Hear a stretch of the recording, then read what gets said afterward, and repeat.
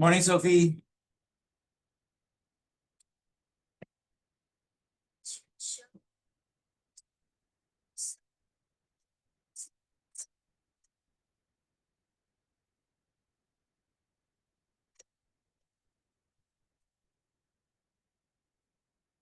Morning, Sir Joe. Hello, good morning. Morning.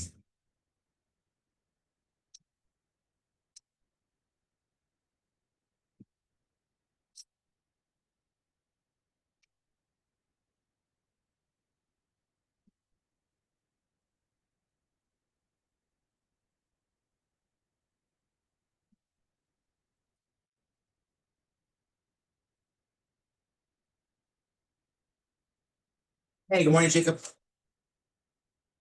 See that new IFR look like? Yeah, I was just looking at it right when I got here.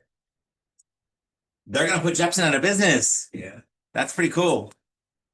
That is pretty cool. Yeah.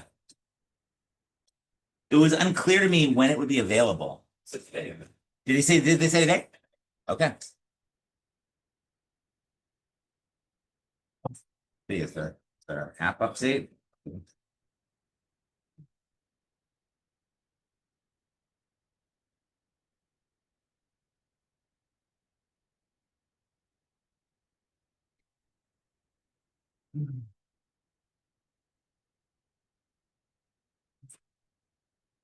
cross country today, right?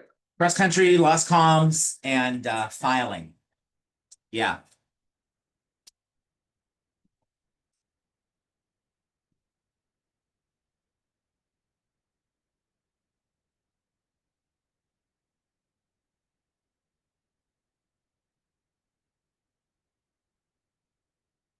Well, good morning. We'll get started with the warm up. I'd like you to look at Palm Springs, Santa Barbara, and Mojave, and tell me for each of those, what do you think would be a good alternate if you're going to arrive at that primary airport at 1700 Zulu today?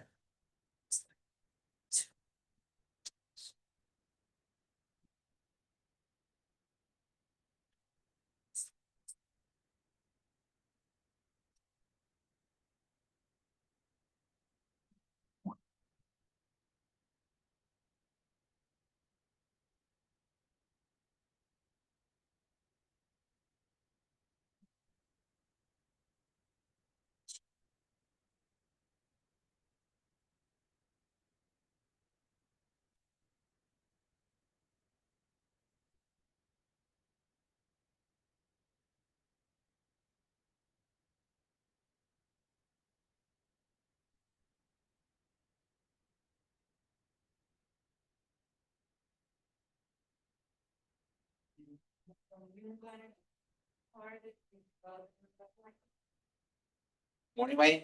Morning, Wayne.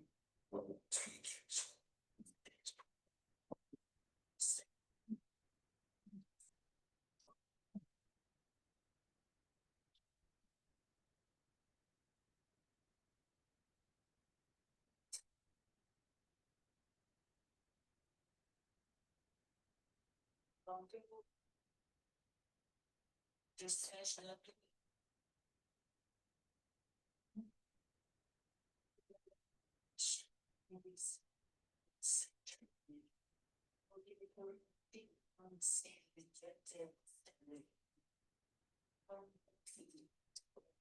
Somebody's been using SkyVector.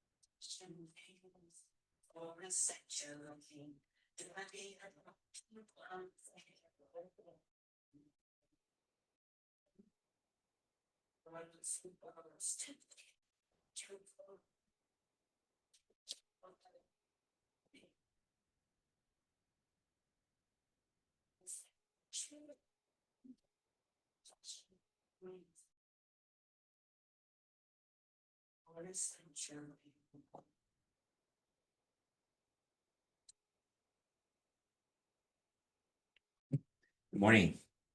Welcome back.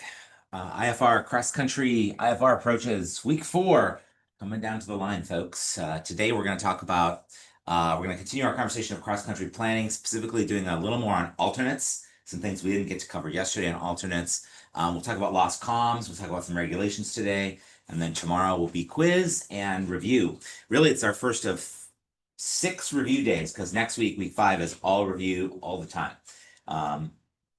Please do let me know if you've got special requests for that or things you'd like us to especially go over, because it's your time and I want to make sure it's valuable to you. So I've got plenty of ideas and I'm happy to, execute them as we see fit. But if you've got special requests, please do let me know. Good morning. So let's start with the warm up on the board, which was if you're planning to get to Palm Springs at 1700 Zulu today, what might be a good alternate? Jacob, any thoughts? Oh. So we're planning on going to the Palm Springs? Yeah, Palm Springs is your primary point of destination, and you're not able to land there. Sorry, I might not have made that clear. You're not able to land at Palm Springs. You need to pick an alternate for Palm Springs. Yeah. Let's see. 29 Palm. Oh, cool. Let's look at 29 Palms. What were you thinking there? It's more. So, what's that? Yeah, This is at 10 o'clock. It'll be BFR. nice. Seems reasonable to me. Seems reasonable to me. This is a good example. This is a good moment for us to talk about a couple of things that we didn't get to talk about yesterday with alternate planning. Because I agree. So right distance, probably a different weather pattern, but not too far. Makes it a great candidate. Just like there are weather minima, standard weather minima for our primary airport, like to determine if we need to have an alternate or not. There are also standard weather minima for alternates. So they are as follows. If the alternate has a precision approach, at least then it needs to have at least 600-foot ceilings and 2 statute miles visibility at your ETA at the alternate. And if it has a non-precision approach, then ceilings need to be at least 800 and 2 statute miles visibility at your ETA at the alternate. Those are our standard weather minima. If the alternate doesn't have any instrument approach, then you have to be VFR all the way down from your MEA. So in addition to the 2 things we mentioned yesterday, today I want to layer on, and now we got to check the weather at the alternate. Now these are standard weather minima. However, just like our standard takeoff minima, sometimes some airports have non-standard alternate minima. So these are standard, but some airports have non-standard. So where do I look? Well, you can look in the FAA TERPs or Jeppesen to the rescue. I'm going to switch over to my iPad here. And this is something that you'll need to do for each IFR. Turn on the NOTAMs and the TFRs again. There we go. So if I scroll over here to 29 Palms, I'm going to go full screen. Jeppesen will tell us what the alternate weather minima are for each airport in the 10-9 in the airport information page. So if I go to, good morning, if I go to procedure, airport, and then under Jeppesen, airport takeoff minimas, this is the 10-9. Remember, some airports, there's so much information that they need to spill over onto a second page, which gets called a 10-9A. But 29 Palms, chill enough. They can put the airport diagram, the runway information, as well as the obstacle departure procedure and the alternate weather minima all on one page. So the alternate weather minima are going to be down here next to the takeoff minima. And you can see here that actually 29 Palms says that for filing as an alternate is NA not authorized. So for whatever reason, the FAA has decided that 29 Palms cannot be used as an alternate. You cannot file 29 Palms as an alternate. Why? I don't know. Maybe it has to do with it being a smaller airport or terrain nearby, or to be honest, I don't know. But in this case, we can't use 29 Palms as an alternate. Any second guesses? Any backup guesses? Or best guesses? We're not guessing here. We're pilots. We're doing precision approaches and whatnot. But would there be another alternate for Palm Springs that we think might be good to investigate? Look at Banning. Banning, let's look at Banning. Cool, so before I even click on Banning, what do I know about its instrument approaches? There are none, so what would be the standard weather minima for us to list Banning as an alternate? From where? From any to. Exactly, that's right. But we'll check the 10-9, so I'll click Banning, Procedure. Full screen. There is no Jepson, is there? There's no Jepson for plate. Well, then I guess it just has to be basic VFR all the way down. Maybe another place we can investigate as a backup for Palm Springs. I just looked at Ramona. It's down here, yes, to the west of Julian. There it is, Ramona. Full screen, procedures, airport, 10-9. And if I look down here, for filing as an alternate. There are some additional restrictions here at Ramona. It says, first of all, authorized only when local weather is available. So if there's a NOTAM for Ramona that says, you know, ASOS out of service or AWAS out of service, well, then you can't use it as an alternate. If you get there and you can't tune in, you know, the AWAS, can you still land there? Well, sure, if the plate allows for that, right? Sometimes there's different landing minima if you have to use a different altimeter setting. But this is just for filing, right? So for filing as an alternate, the local weather has to be available first of all. And then you'll notice it has different weather minima for different approaches and different approach categories. So for the RNAV GPS runway 9, we need 900-foot ceilings and 2 statute miles visibility at our ETA at the alternate. And higher minima for the VOR and the RNAV Bravo approaches. Why do you think we might need higher minima for the VOR and the RNAV Bravo approaches? We don't have burger override. Well, first of all, they may not have vertical. They definitely would not have vertical guidance. How do you know that for the VOR approach? You didn't even look at the plate, but you knew. How did you know? Because a VOR is a non-procedure. Yeah, VORs are by their definition only lateral guidance. Good. And how did you know that the RNAV GPS Bravo did not have vertical guidance? Well, no, RNAV GPS, if we have LPV or LNAV VNAV, those are precision-like approaches with vertical guidance all the way down to a DA. But there is another reason why you could know that that particular approach does not have vertical guidance. Oh, it's Bravo. Because it's Bravo, which means what? Circling only, right? Alpha, Bravo, Charlie, any letters from the beginning of the alphabet, we know those are circling only approaches. Circling only approaches, by definition, are non-precision. They have no vertical guidance component. Yeah. So my guess, even without looking, is that the RNAV GPS runway 9 might have an LPV approach or an LNAV VNAV approach, right? For some kind of precision guidance. Probably has some lower minimas. It definitely has some straight-in minima, right? Which are probably lower than the VOR and the RNAV GPS Bravo approach. Cool. But just note, the point of this warm-up was just to give an opportunity to talk about there are standard weather minima for alternates, and you should still pull up the 10-9 and double check that there aren't non-standard minima or, in this case, right, additional requirements like authorized only when local weather available. Nice. How about Santa Barbara? Get to Santa Barbara and have a suggestion for a Do you hear me? potential alternate if we were to go to Santa Barbara. No, audio check.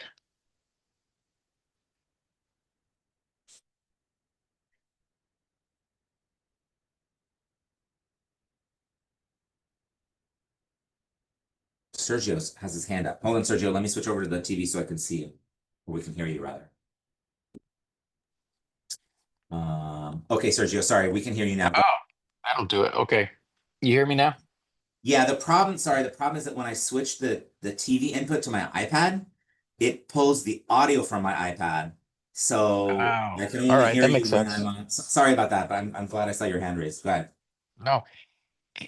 So why would the minimums be different if it's an alternate? So Ramona has their own different approaches, right? With sets of minimums.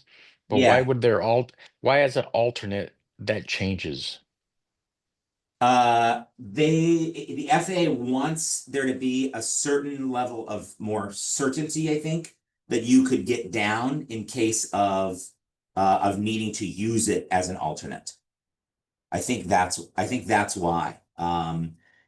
I think typically these 600 and 800 foot ceilings, they might be more than the actual MDA or DA on these approaches. So the FAA is like, hey, you already went to your first airport. We know you're going to your backup airport. We know you only have maybe as little as 45 minutes extra after you get there. We want to add an extra layer of like requirement and safety to help ensure that you can actually get down on the ground at your alternate. All right, that makes sense. Thanks. And we can look at this. I mean, here I just pulled up the straight in. This is the RNAV GPS 9 at Ramona. So this is the one we think might have the lowest minimums. And you can see here, it actually does not have a precision approach at all, right? It just has the LNAV, which by the way has this little note that says not authorized when using Gillespie altimeter. Oh, you can see what I'm doing. Jacob, you got to tell me these things. GPS runway 9. I'm looking at the runway 9 from Ramona. Yeah, 12-. This is the 12-1. Yes. Straight in landing runway 9. This has only an LNAV and circling. And by the way, circling not authorized north of runway 927. 2 sets of minima if you're using the local altimeter setting or the Gillespie altimeter setting. But notice that for the LNAV approach, it's actually not authorized when you're using the Gillespie altimeter setting. So if you don't have local weather and you only have the Gillespie altimeter setting, your only available approach is circle to land. Even if you're going straight into runway 9, it's still considered a circle to land approach using these minima with the Gillespie altimeter setting. So this gets us to 851 feet off the ground. Sorry, just a second. This gets us to 851 AGL, right? This is probably our lowest approach. So if I go back here to the 10-9, well, that's why the minima, the alternate minima is 900, right? Because the FAA knows that if I was just using standard minima of 800, well, that's actually less than, I won't be able to break out of the clouds then, because my MDA for that approach is only, what do we say, 851 AGL? So they bumped it up to 900 to help us assure that we'll be able to break through the clouds and land. Switch back here. Sergio, did that answer your question, I hope?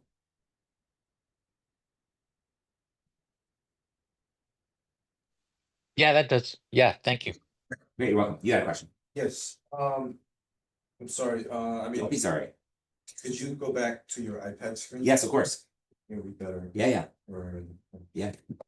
So, based on the plate, Yeah. or based on 10-9. This is a 10-9, great. We cannot file Ramona as an alternate. If we're not using local altimeter setting, so we can only do LNAV or RNAV GPS runway 9. We can't use circle to land. You can use circle to land. You can. Because that's on that plate. So this is only specifying the plate. It's not specifying which approach on that plate. But look, what's the minimum for circle to land? With the, well, first of all, we have to have local weather. Oh, and the reason we have to have local weather is because they want us to be able to use the LNAV. That's why. That's why. Right. Because the LNAV, you have to have you can't use the Gillespie altimeter setting. Oh, okay. But, Yeah. Let's say you're just going to Ramona Sure. with Gillespie altimeter setting, Yeah, and you have to do circle to land. sure. So it is straight in, but Yes. you're just using circle to land minimum. Correct. You're Okay. using circle to land minima. You're still going straight in, but you're using circle to land minima. Just Exactly. Because you don't have the altimeter setting. Exactly, right? So the FAA says, let me pull up that plate for a second again. Right? The FAA says that if you have the local altimeter setting and you're using the LNAV approach, you can go down to 851 AGL. If you don't, and you're using the Gillespie, then you can only go down to 1025 AGL, right? It's about a 175 foot difference. Well, they figured out that maybe the maximum difference in the Gillespie altimeter setting and the Ramona altimeter setting would be equivalent to 175 feet, which would be what, 0.17 inches of mercury, right? So as long as it's within 0.17 inches of mercury, then they know you're going to be safe and not hit anything. Yeah. Yep. That's right. Interestingly enough, look at the minima for this is interesting, right? So the minima for circle to land, category A or B, with the local altimeter setting is 2240, correct? Same as the straight in. So they're both 2240. But look, there's a difference between the AGLs. Why is there a difference between the AGLs if they're both the same altitude?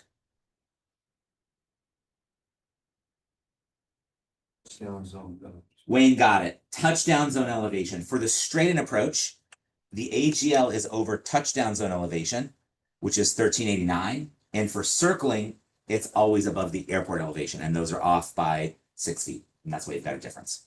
Yep. Good job, Wayne. There's always something, right? And this is the kind of stuff that, like, on a check ride, like, look, that level of detail, they probably save for a double A check ride, unless the DPE is like feeling like you're really on your game and they're like, let's see what this guy can do.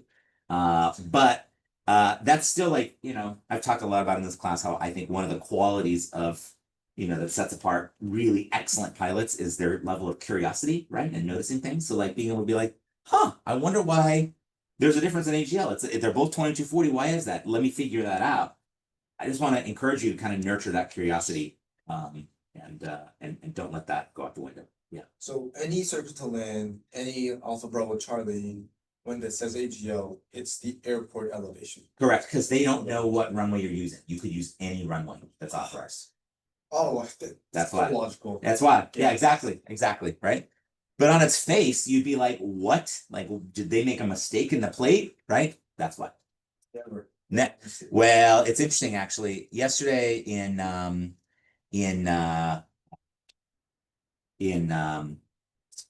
11 o'clock class, I'm teaching the 11 o'clock class for a little bit also while Kate's at Oshkosh. So I'm doing 11 o'clock today as well. Tomorrow, I think Eric or Jimbo's doing 11. And then next week, I think I'm doing 11 o'clock at least Monday through Wednesday, in addition to the 7 a.m.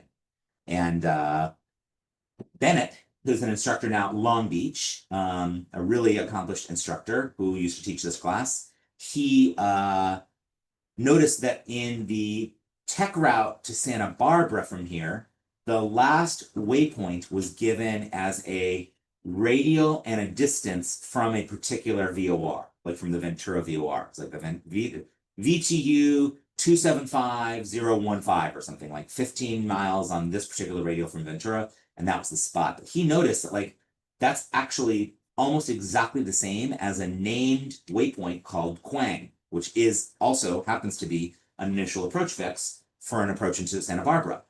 So there's an email you can write to the FAA charting office. And Bennett, a curious guy, was like, hey, I noticed that in the tech route, this particular tech route, it ends at this place that looks like it's Quang. Why did you write it as this radial instead of just putting Quang? And he shared that they wrote back within hours, same day, an extremely brief email that said basically, that's an error, correcting. That was it. And the next version of the chart supplement, instead of saying Ventura whatever, it said Quang. One email from one curious pilot to the FAA charting office. So never doubt your curiosity, and don't hesitate when there are resources available to you, like an email to write to be like, hey, what's up? To do that. Bennett got that tech route changed. And it was actually a tech route we were looking at yesterday in class at 11 o'clock. I got to tell them when I see them later. Yep. Always something. Always something. It also is like proof that, like, this industry that we're in, like many industries, but different than my past industry, it just feels like it's there's a level of ownership that we all have to make this machine work, that requires all of us to put in our effort, that requires all of us to be on our game, and that requires all of us to look out for each other. And it's not that big, you know? Like, there was somebody in some office that was just waiting for Bennett's email to fix that charting error, right? Like, it's like kind of crazy. Did I mention yesterday, like, if you have a problem with ForeFlight and you write to team@foreflight.com, like, it's real pilots mostly on the other end, and, like, they write back really fast. Like, it's amazing. We have a former instructor here who now flies the Goodyear blimp, right? So whenever I see the Goodyear blimp flying around, it's like, oh, I think that's probably the pilot. You know, I know that person. It's a small industry in some ways. I mean, it's massive in terms of its economic impact and opportunity, but You too can get the tech route changed with one email to the FAA. Cool. All right, so that's let's just do one more for Santa Barbara. Any ideas for good alternates for Santa Barbara?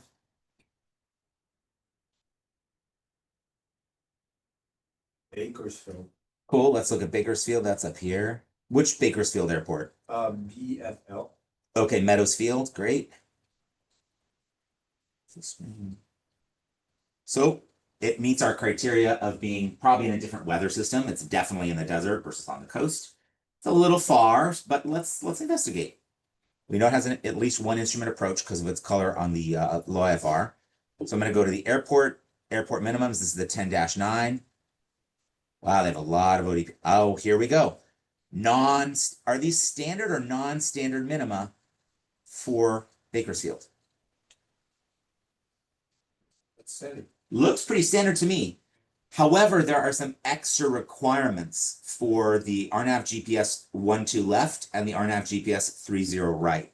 You can see that says authorized only when local weather available. So if you're going to file Bakersfield as your alternate and you're planning to use the RNAV GPS 12 left or 30 right minima and approaches, you have to have local weather available. Same for the ILS and the localizer, except those are authorized only when tower is operating and the local weather is available.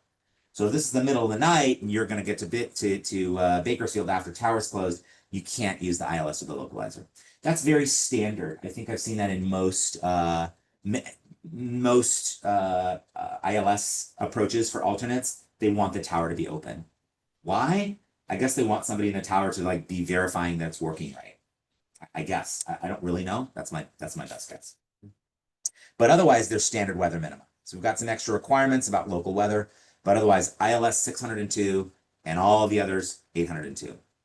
Now I haven't looked at the RNAV GPS 12 right or 30 left, but let's say they have an LPV approach, right? LPV approach gets us with WAS a precision-like approach. It gets vertical guidance as well as lateral guidance, following our purple diamonds all the way down. Notice that it still is using 802. So this is where the legal definition of precision approach really comes into play. So even though LPV has a DA, we fly it like a precision approach. We can even use it as our precision approach on our check rides. Legally, it's not. So this is really the most important place where that comes into play here when you're picking alternates. Just remember, even an RNAV GPS approach with LPV, still their standard weather minima would be non-precision, 802. Cool. Do we have that? Feel good? Yeah. Cool. All right, let's move on then, friends. The plan here is to do another cross-country plan together, and then to talk a little bit about more about filing, and especially filing at non-towered airports, and then we'll wrap up with 91-185, which is lost comps under IFR. Exactly. Did you see the email that Forplay sent? Yeah, Jacob was just mentioning it too. I just was reading it this morning once I got here that there's going to be new features in ForeFlight around what they call it, interactive Procedure? procedures. Dynamic procedures. I'm kind of excited to try that. Yeah. That's going to be cool, right? That's going to be really cool. Another reason to pay our $33 a month. Yep. They're gonna find a way to increase it. Yeah, they will, especially because the private equity firm just bought them. So get ready. But in the meantime, we're going to at least get new features, which is cool. Yeah. I believe that those of you who did this with us in the last cycle, I think we did this one on the slides already, right? Yes. This was Phoenix to KSAT. So let's do a different one for practice this morning. I'll let you pick. Would someone like to suggest an airport we do plan across country to? Let's make it medium distance, say no farther than, say, Vegas or Central California, and we'll do an IFR flight plan to that airport.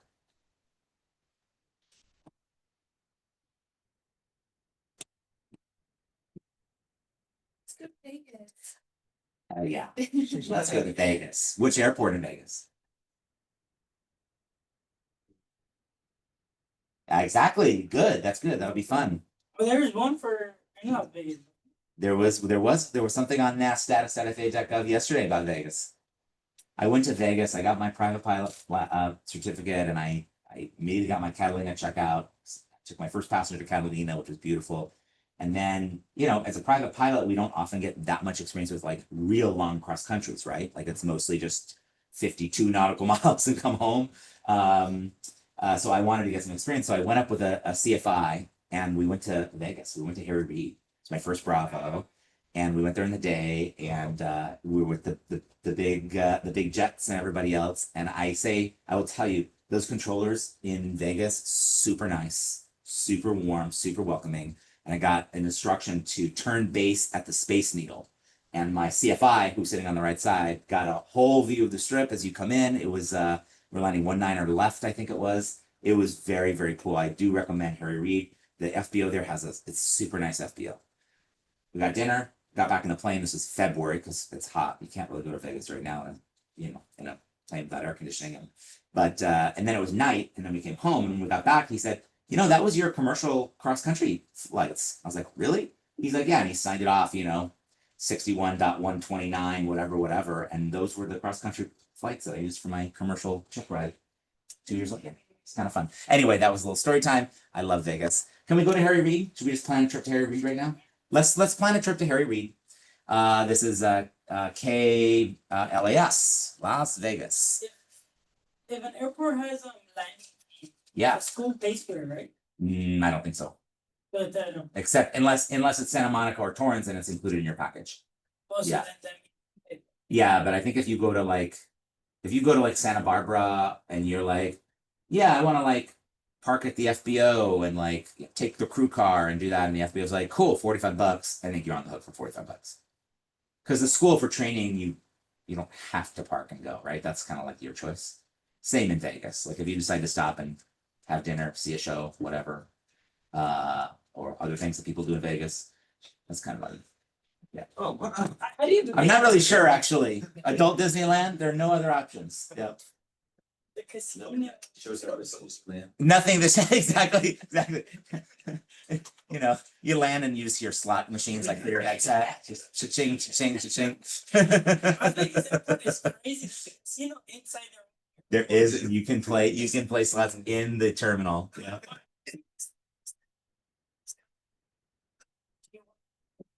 Uh-huh. Mm-hmm. Yeah. All right, Auntie's buying the gas. That's great. Cool. Yep. Awesome. All right, so let's do this one together. I put the steps that I use on the board. Erica, how would you start this flight plan? Flight planning process. Mm-hmm. And then KLAS. Cool. Yeah, the route advisor. Slow Wi-Fi.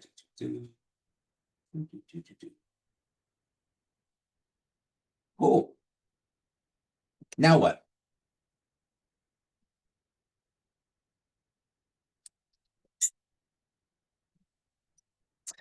Yeah, it says recommended. I honestly don't know how ForeFlight picks the one that says recommended, but at least we can see what ATC has cleared, right?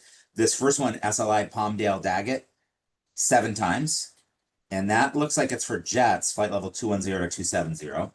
We can probably disregard that one. The next one, Seal Beach Victor 21 Paradise. That looks interesting. Piston cleared over a month ago 14 times. Sounds like we might investigate.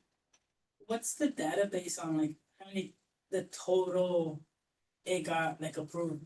I think it's how many people filed it and then got approved for that via ForeFlight.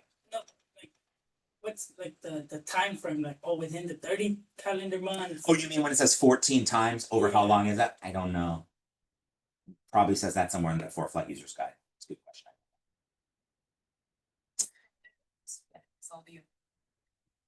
Yeah. Okay, so here's what I would do. I would pick this and I'd press select route. It dropped it right in our flight plan for us. And then what I would do, let's turn off the traffic to make this a little chill.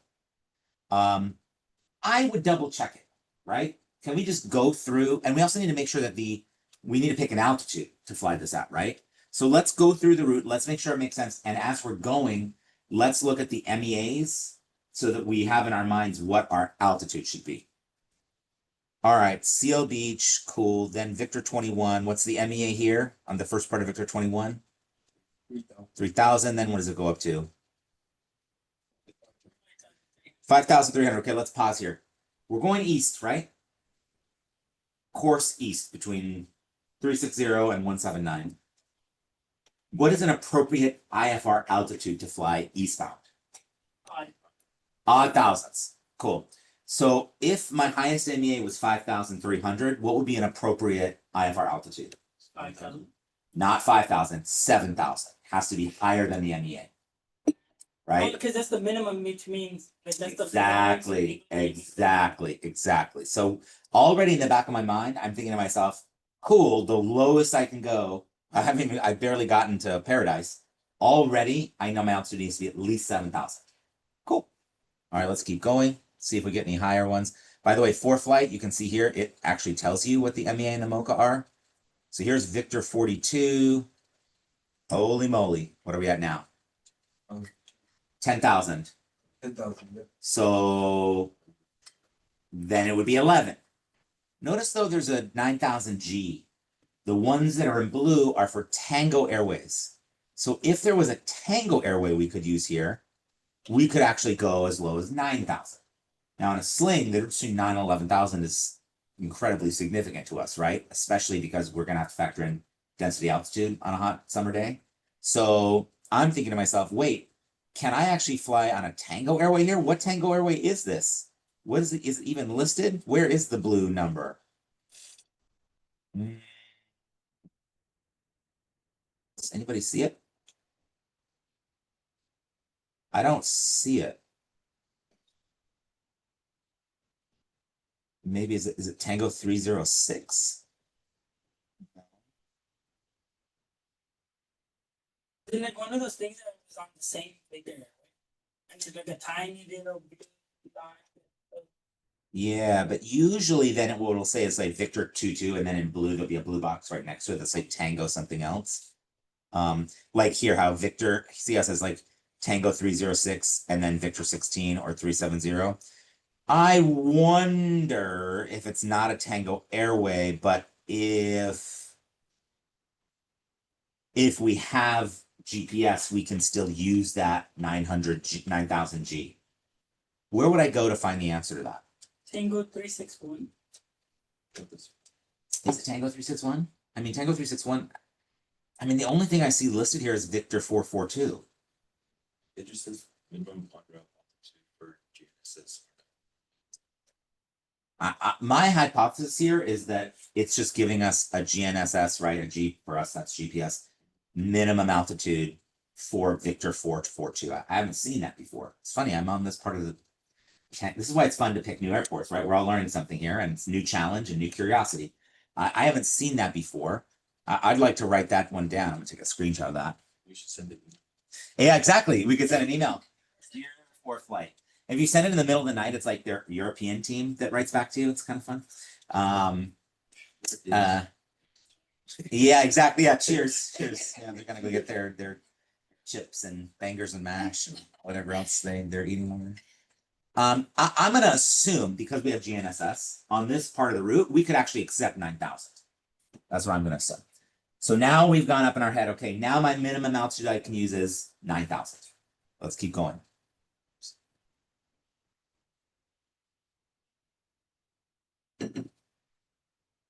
Great. Now Victor 34, 7,900.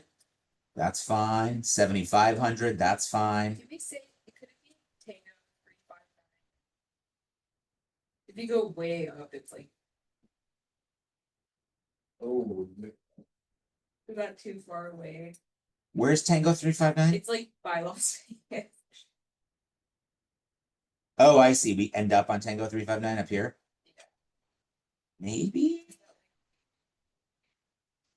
I feel like they would have written it again closer down if it went that far down, is my guess. Well, let's keep following here. Now we have a 7,900, that's fine. 7,500, that's fine. Oh no. Victor 587.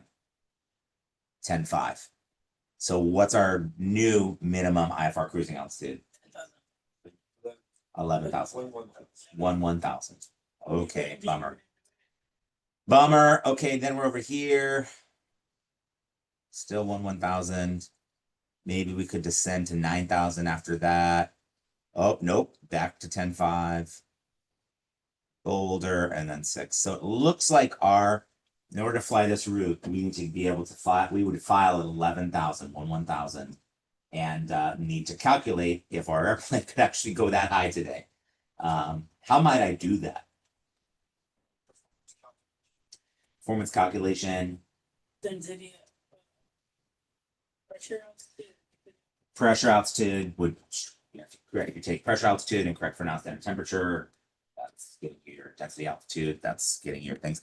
I might also, as a back of the envelope calculation, pick an airport nearby, one of these higher altitudes. We're out here in the desert that might be telling me density altitude. So let's see what's happening at Barstow Daggett. Weather. Density altitude of Barstow Daggett 50 minutes ago was 3652, and the airport elevation was 1930. Let's do some rounding. Let's call the airport 2,000 and call the density altitude 37,000. Do you add it? Well, yeah, because the density altitude is now higher than the field elevation. In this case, you would. So that's what, 1,700 foot difference. So if I take my 11,000 that I know I'm cruising at and I had 1,700, that gets me to 12.7.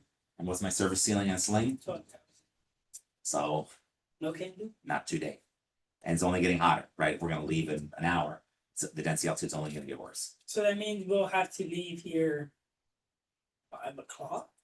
It means you're going in the middle of the night, which has its own risk factors. If it even gets cool enough at night, you might need to wait for a high pressure day at night. And even then, it's probably pushing it, right? So if this was your check ride, you would say all that to the DP. Be like, here's how I calculated it. Here's how I'm thinking about it. I'm adding a little bit of risk factor, right? I know that I could go in the middle of the night, but my personal minimum is I only pick one of the 3 night terrain IFR. So if I have to go IFR, I'm not going to do it at night because that's my personal minima. Plus, it's going to be over mountain passes. So I need to do this only day VFR. I need to wait till December. And then I'll go to Vegas in my sling. Which one is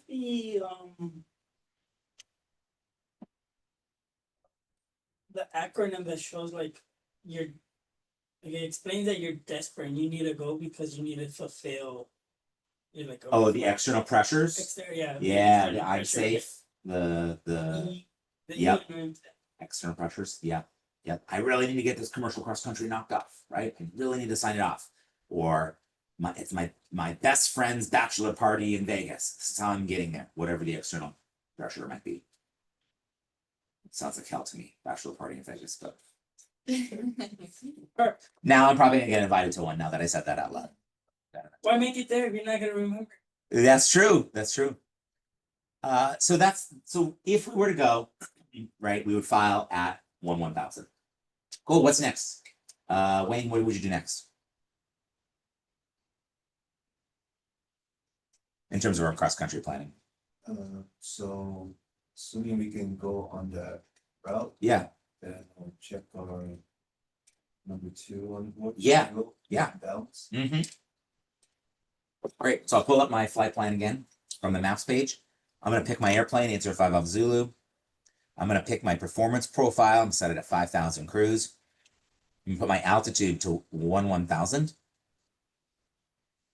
I'm going to press my estimated time of departure. Let's just go right at the end of class. We'll go at 9 a.m. And then I will send to, using the send to button, send to flights. Sweet. Now this is where we can do the weight and balance, right? Yep. Are we taking anybody with us today? Wayne, do you want to take somebody or are you going solo? Let's take somebody. Yes, way more fun to fly with somebody. So you can fill out your weight and balance.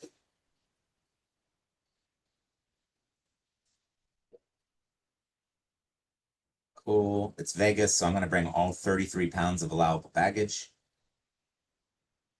Great. Great. Then I'll go back. When you're Now my doing- weight balance is in. Yeah. when you're doing the weight and balance on the paper, Yeah. do you include the 33 front baggage or no? So here's does anybody know the difference between the front baggage and the rear baggage?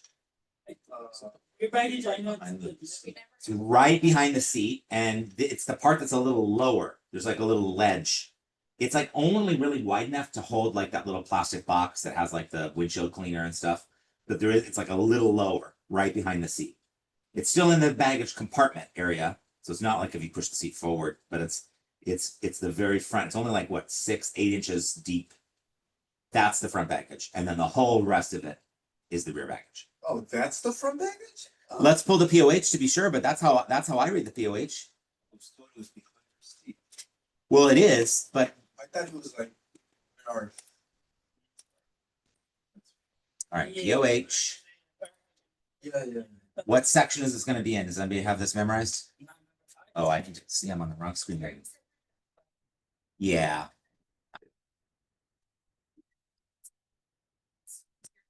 2 hours, 2 minutes or anything. It said 2 hours and 36 minutes. Have you put in the your weight and balance? Add some people and it might take longer. Anybody remember what section? By the way, these sections, the chapters are standard for all I think all POHs. So limitation, go ahead. Aircraft system. Yeah. Well, it's gonna be weight and balance, number 6. Yeah. But just remember, performance is almost always going to be chapter 5. It's always going to be in this order. General, that's like how long are your wings, etc. Limitations, including all the placards, fuel limitations, airspeed limitations. 3 is always emergency procedures. 4 is the normal procedures. 5 is performance. Let's go to chapter 6, weight and balance. Let's go to center of gravity arms. Zoom that a bit. Luggage front is 2508 from the datum. The datum is a fancy word meaning the place from which we are measuring all of our arms. which is like. Side note, it doesn't matter where it is. It can, it's all, the math will all work out the same. But in this case, it will tell us where the datum is. Datum is set at the center point of the front face of the prop flange. So if you ever see a plane out here in maintenance with its prop out, you'll see the flange, which means the disc that they bolt the propeller to. The center of that front flange is our datum reference point for all of our arms. That's from where we're measuring. And these are in millimeters because South Africa and everywhere else. So 25, absolutely, kidding, Merca. 2508 is the front luggage. So if I measured, that's what, 2.5 meters from the prop flange. That's the front. And it looks to me like it's that little lower area, Yeah. right? It's only what the difference here between the front luggage and the back luggage is what 300 millimeters, which is 3/10 of a meter, which is about a foot. I think if I did that math right. Yes, I think. Yeah, right? Yeah, you're absolutely correct. Okay, great. It is not totally dead. So that's what I've been told is that it's actually that we should double check. We could actually get out our ruler, get out there and measure ourselves, but that's what I think. So I have noticed that especially when the planes are heavy, they're kind of towards the back of the CG. So if I want to be conservative, I usually add my luggage to the rear. That's what I usually do. When it's heavy, it's more nose. When it's heavy, I find that the CG is more towards the back. Well, let's look. Let me switch back over here. So here's what I put in for this flight to Vegas, right?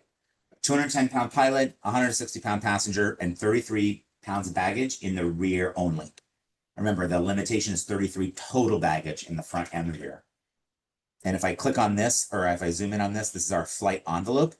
You can see that at my takeoff weight, I'm mostly to the back, right? I'm still within my CG limits, but my CG is to the back. And then as I burn gas, this shows that little gray diamond shows ZFW, zero fuel weight. That's if I was to burn all the gas and the only thing left in the plane was the people in the baggage and the plane itself, that's where my CG would be. So this allows us to quickly visualize, hey, in an emergency, if I burned all the gas, would I still be within my CG limits? The answer is yes, but close. You've got a pretty rear CG there. Let's see what happens if I put some of the baggage towards the front. Let's say I put, I don't know, 10 pounds in the front and, oops, now it says ramp weight exceeded. Of course it does. 10 pounds in the back and 23 in the rear. So I've still got 33 total. You can see it moved it up a little, but not much. Not much. Again, because those arms for the front and rear aren't that much different. So I don't know. Usually to be conservative, I put it all in the back. Also, because in real life, that's where my bags are going. Can't really fit that. You know, I got to bring a lot of stuff to this bachelor party. Like it's a big bag. It's going in the back. It's going in the rear baggage. Cool. We've done our weight and balance. Now let's do fuel. Wayne, are you going to try to take max fuel, min fuel, or manual fuel? Max. I'm going to press max. Cool. All right. So this is. You remove front package. No, let me do that now. I'll put it all back to 33 in the rear.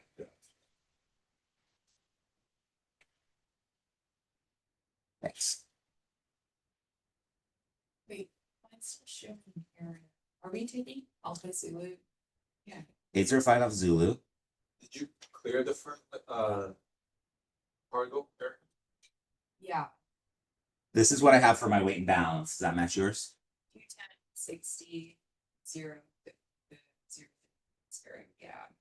And yours says, It says it's like over ramp weight. maybe it has to do with the amount of fuel you put in. Let's see if it changes. If you scroll down and you press like min fuel or max fuel, does that fix it? It still says like errors.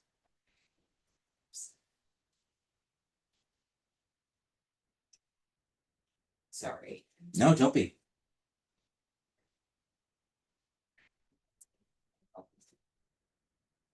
$11,000.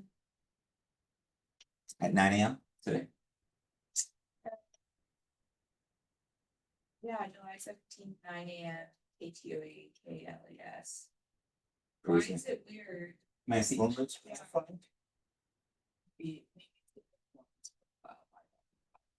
Oh yeah, let's change that and see. Oops, that changed something.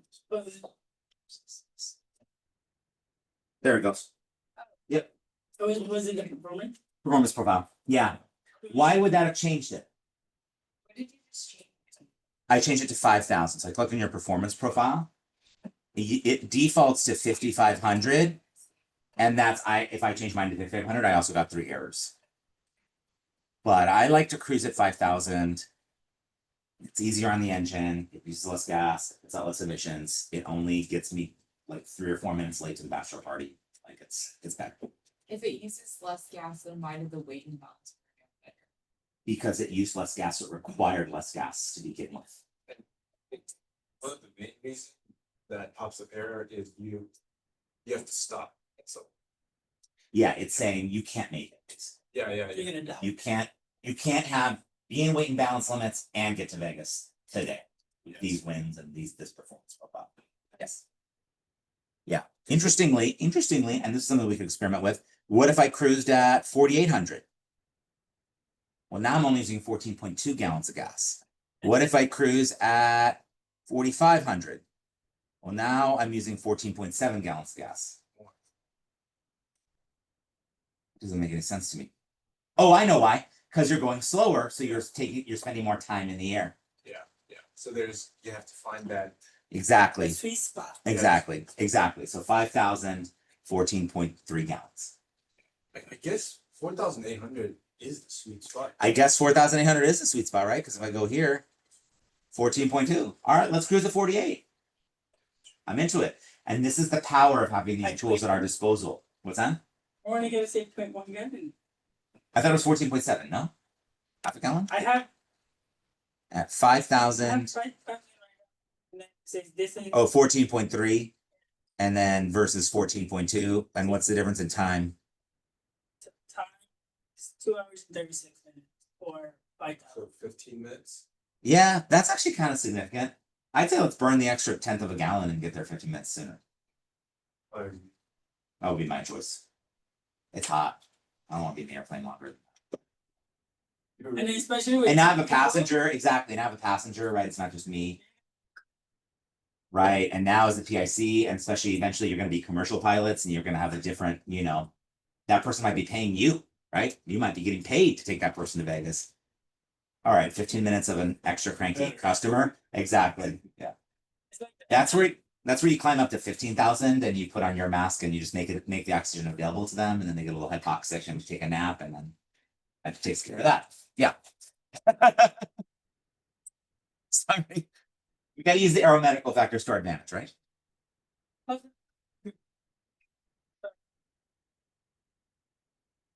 Exactly. Right. Right. Yeah, exactly.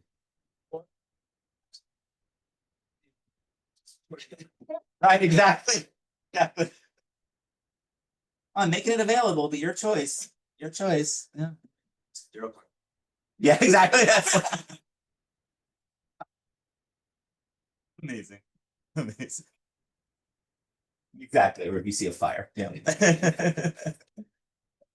Awesome. All right, so we've got our fuel. We figure out that we can have weight and balance. Wayne, you said you were going to tap max fuel. So mine says max fuel means 20 gallons. Is that what you're showing too? Okay. We might have used slightly different weights and balances, but it's. Or did you use the let's see, let me make sure I have mine. I have mine now. My performance profile is now 5,000. I've got 370 pounds of people and 33 pounds of bags. That's what I did too. What's your total payload? It says total payload 403. Is that what yours says? 4-3. Are you at That's so weird. 5,000? Same. Why don't you press max? Why don't you press min and then max again? Let it recalculate.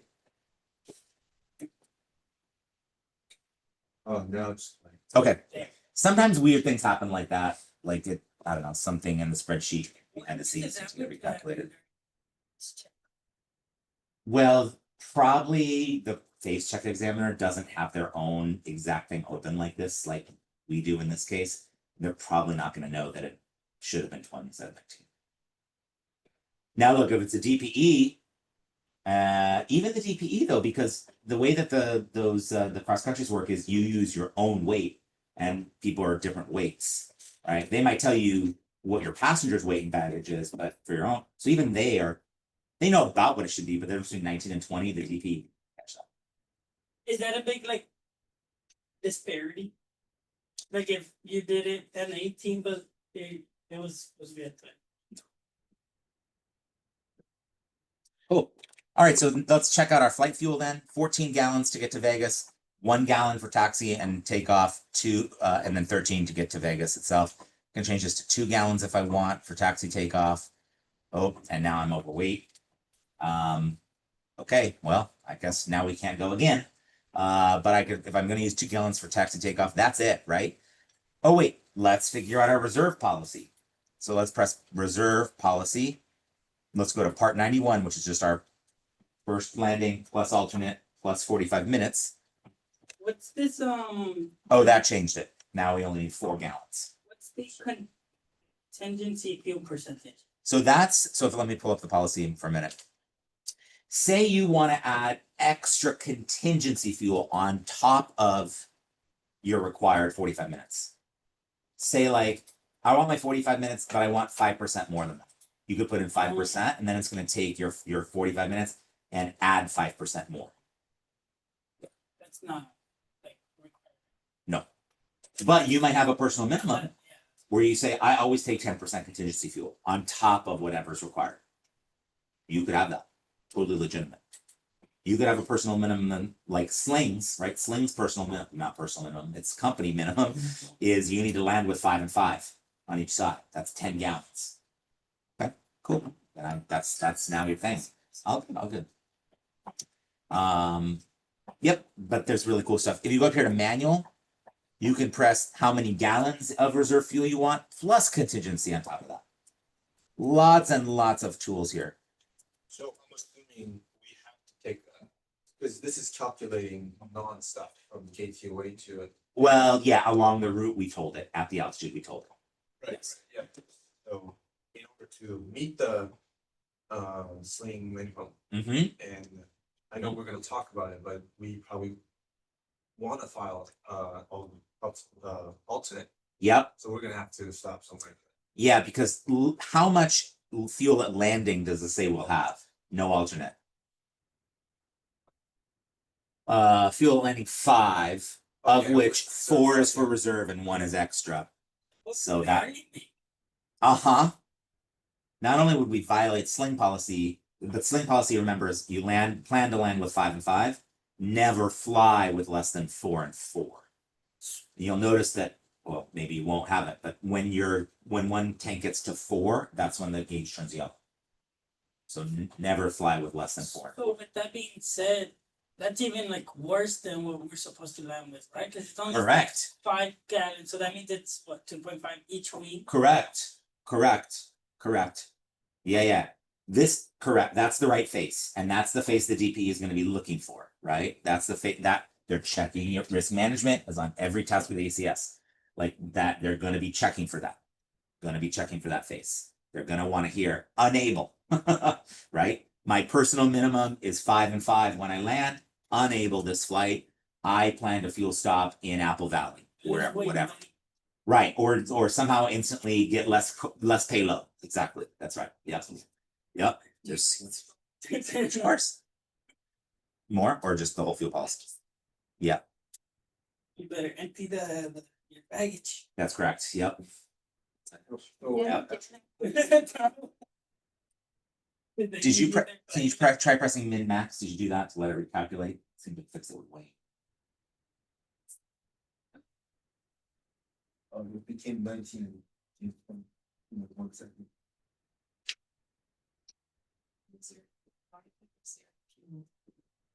Yeah, check the policy. Have you ever had an instance where you want to take your DPE? They gave you like a scenario where like you just couldn't take the flight based on like all your calculations. You try to For my private and my instrument. No, not my instrument. For my private. She took me to O22, which is Lone Pine, way up in like Kern Valley area, on the way to like Mammoth. It's beautiful. And then on my way to Burning Man that year, I actually stopped at the airport to be like, oh, I'm playing for you, right off the highway. There was no one there. It's a pilot control field. It's empty. That's why it's O22. But it's good times. But definitely density, altitude, and everything else. Unable. You still plan it all right. The ACS doesn't say you have to make the flight. It just says you have to plan the flight. And that was part of the test, right? If I told her like, yeah, sure, let's send it, she'd be like, unsat. Sure Sorry, about that? go get some more training. Exactly. Yeah. Did it work, Erica? So we ended up going back to 5,000 RPM per cruise. We did. Okay, and then for extra fuel, I have everything's the same except my extra fuel. I have 6 gallon or 6. I have 1 gallon. We used to have 1 gallon too. Where'd it go? Did we changed their policy? No. Oh, shit. Oh, I Well, got right now I'm on maximum fuel, 20 gallons. Now it's the same? Okay, great. Sorry, I think I might have accidentally pressed mute. Could it be that the weather's like changing and for flights like updating? It absolutely could be, although typically it will hold it until you press refresh in the top right. So it's not gonna necessarily, well, it says calculated moments ago. Maybe. I actually don't know how. Well, Leave I it guess as that's stuff like that. frequency. Yeah. But now you're good? We're all good? Okay, great. You're welcome. All right, so we can barely make it. Now let's talk about alternates. Do we need an alternate to go to Vegas today? It's the That's good, Chris. What is the 0? does it have in a world? Does it? No, that's what 0 is. Right? That is what 0 is. And now I'm asking you, does it? Oh,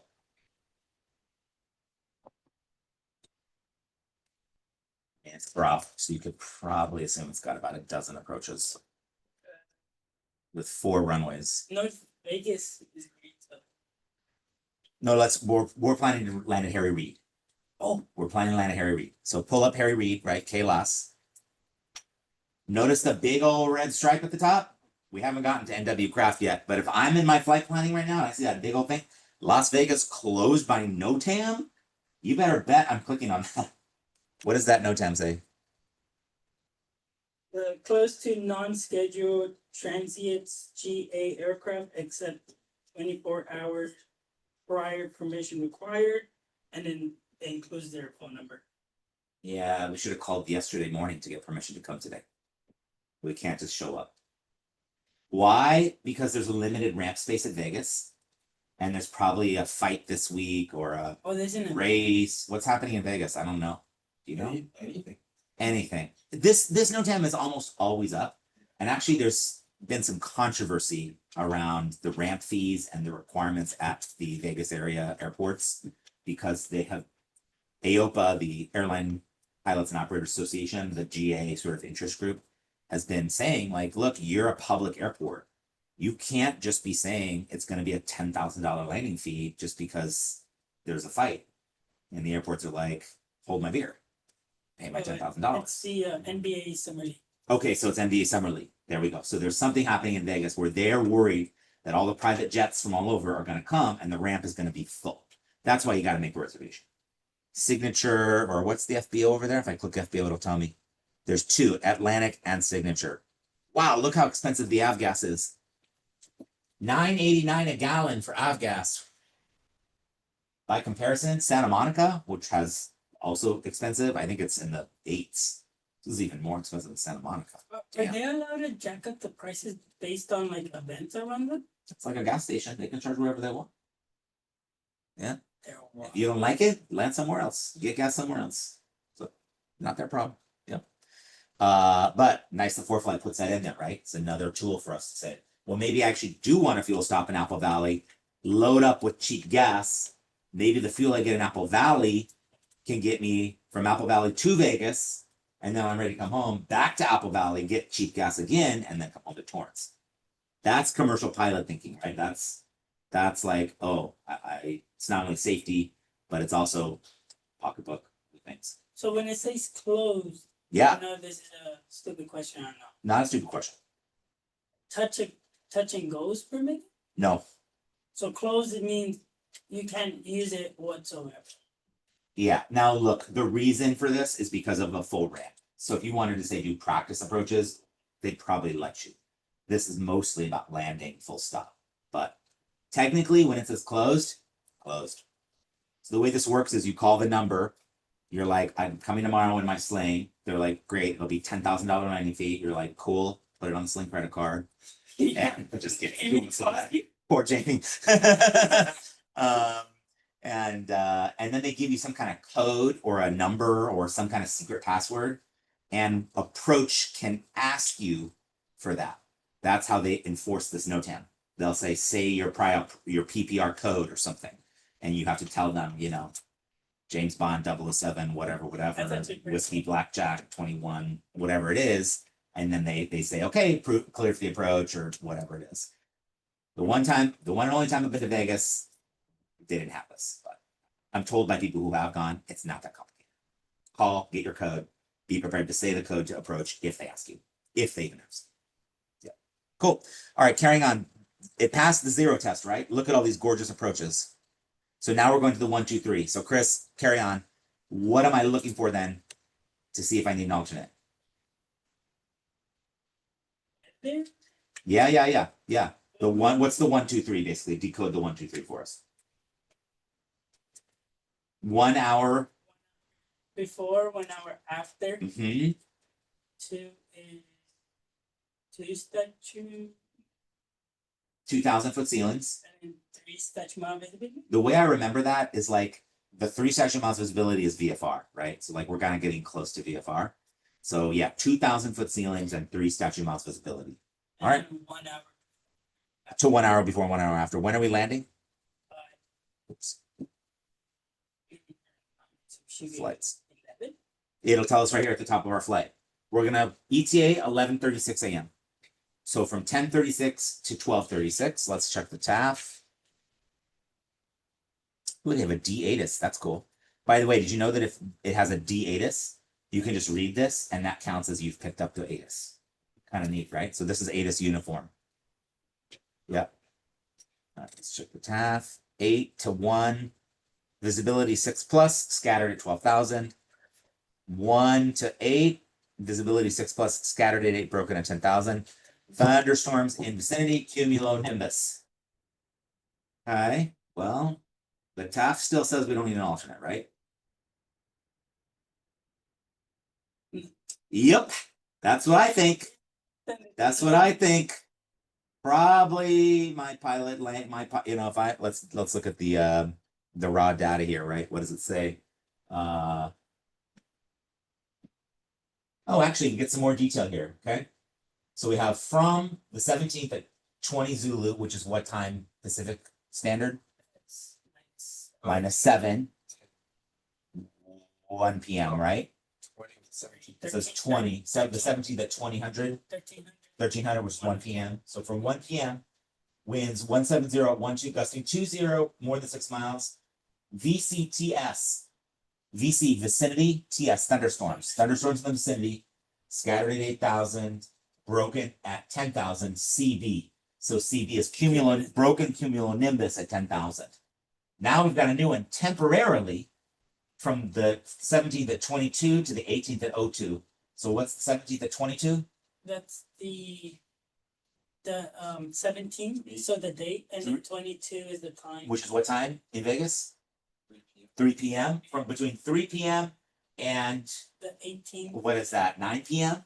Temporarily, winds variable at 20, gusting 30 is afternoon thunderstorms, right? It's afternoon thunderstorms in Vegas. What is the range of the thunderstorm when it says thunderstorm in the vicinity? Ooh, that's such a good question. What's the definition of vicinity in a TAF? I don't remember, but that answer is for sure in the aviation weather handbook. Do you know the FAA has a whole handbook just on aviation weather? That's a good one for a glass of wine, rainy Saturday night. Yeah, it would say that. I don't remember, Chris. There is an answer. I'll try to search. Yeah. Because I know, because then, with that being said, our alternate now has to be 20 nautical miles away from that. At least. Because that's what we're supposed to be. At least, right? I might need to fly back on the other side of the hills or something. Like, yeah, this is where in a check ride, you're bringing it all together. This is why the practical exam uses the, cross country as the basis for all the scenarios. We just covered the weather stuff from the ACS. Well, we've talked about icing. They're definitely gonna ask you about icing, right? But like, we just covered that in this cross country. I didn't even plan this in advance. Literally, Erica just picked, we go to Vegas. This is like real life stuff we're doing together for the first time. That's the coolness. That's the purpose of an FAA practical exam. To say like, oh, wow, legally, I don't need an alternate, but I know how to decode a METAR and a TAF and to say, ooh, thunderstorms in the vicinity. And ooh, I know I need to avoid thunderstorms by at least 20 miles. And ooh, right? Like it's all adding up. That's what's happening. Personal minimums, all that. You've been checking off tasks from the ACS left and right in this one conversation. Cool. So we don't legally need one. Let's plan one anyway. Anybody have any suggestions for a good alternate to Vegas?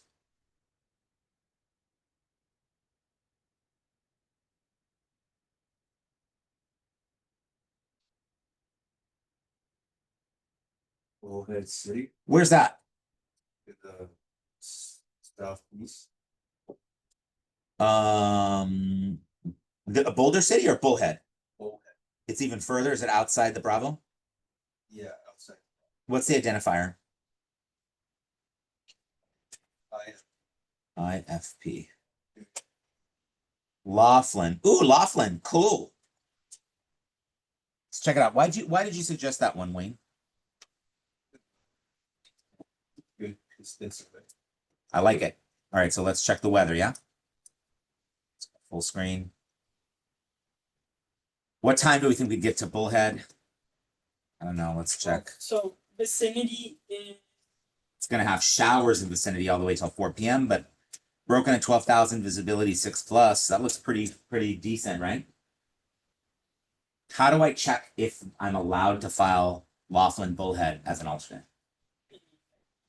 Procedure. Yep. And then what? Report. So here's the 10-9. This is one of those airports that it needs a 10-9A. So I'll go back and I'll go to airport info takeoff minimums. Here's the 10-9A. Yeah. So what is this? Like this? Oh, I'm sorry. So Jepsen has these like codes that they put at the top of their charts. And the code for the airport information chart is called a 10-9. So see up here, it says 10-9 circled. So I've been using that instead of saying the Jepsen airport information chart. It's sort of shorthand to say 10-9. So- So here's what happens. On the 10-9, Jepsen puts all the communication frequencies for the airport. So here you can see ATIS, ground, clearance, tower, center. They put an airport diagram with all of the different stuff, just like an FAA airport diagram. But they also put, and this is where it gets better than the FAA diagram, they also put your general notes from the chart supplement. So you know how it says things like birds in vicinity of the field and wingspan limited on taxiway alpha. Instead of having to go to the chart supplement to see that, they put that on the 10-9. That's pretty.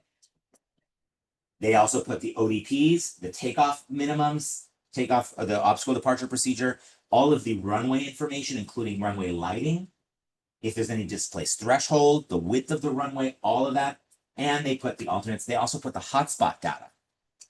So if you were using back in the day of 7 months ago when we were all only on FAA charts, you'd have to go to first an airport diagram, then to a chart supplement, then to another place in the chart supplement to see the hotspot, then to a whole other FAA document to get the takeoff minimums, and another document yet to get the alternate minimums. That's 5 FAA documents that Jepsen has condensed into the 10-9. Sometimes though, they can't fit all of that into one page. And in that case, it spills over and they call that second page. Instead of calling it 10-9 page 2, they call it a 10-9A. And if they need a third page, 10-9A1 B or something. So I'm using that as shorthand to say the Jepsen airport information. Yeah, you're welcome.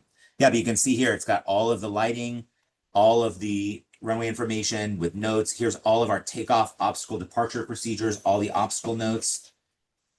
Here's information for visual climb over airport, which they have here. And finally, for filing as an alternate. So what approach are you going to plan for your alternate approach, Chris? And what are the weather minimums?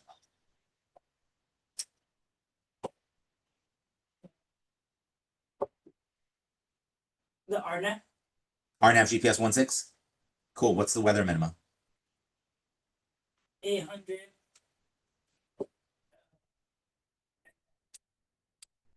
To 2.5. Cool. And are there any other requirements to use that as your alternate approach? Yeah, we need to be using the local. So if there's a NOTAM that says, local weather unavailable or ASOS, whatever it is, you cannot use that approach as your alternate. Yeah. Cool. So that's actually not quite standard, right? 802 would be standard. This is 802.5.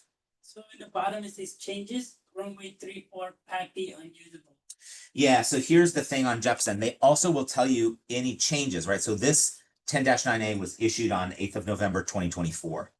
So you might wonder when you get this new plate and you pull it up on April 8th, 2024, and you're like, wow, what changed? Instead of having to figure that out for yourself, you can quickly go to the very bottom and it'll just be like, we added a note that says runway 34 PAPI unusable. That's all. So, yeah. So you don't have a PAPI. Runway 34 doesn't have PAPI then. It's apparently, let's see, let's go. Runway 34. See how it says a note here, note number 2, PAPI for runway 34. Angle 3.0 degrees for the PAPI. It's on the left, but PAPI is unusable beyond 7 degrees right of center line. So the FAA must have added that as a note to their chart supplement, and so Jepsen put it into. Is that something like what happened yesterday here with Torrance, that's how they figure it out. Oh, you mean the flight ops check they were Yeah. doing? Sure, absolutely. Yeah. Could be.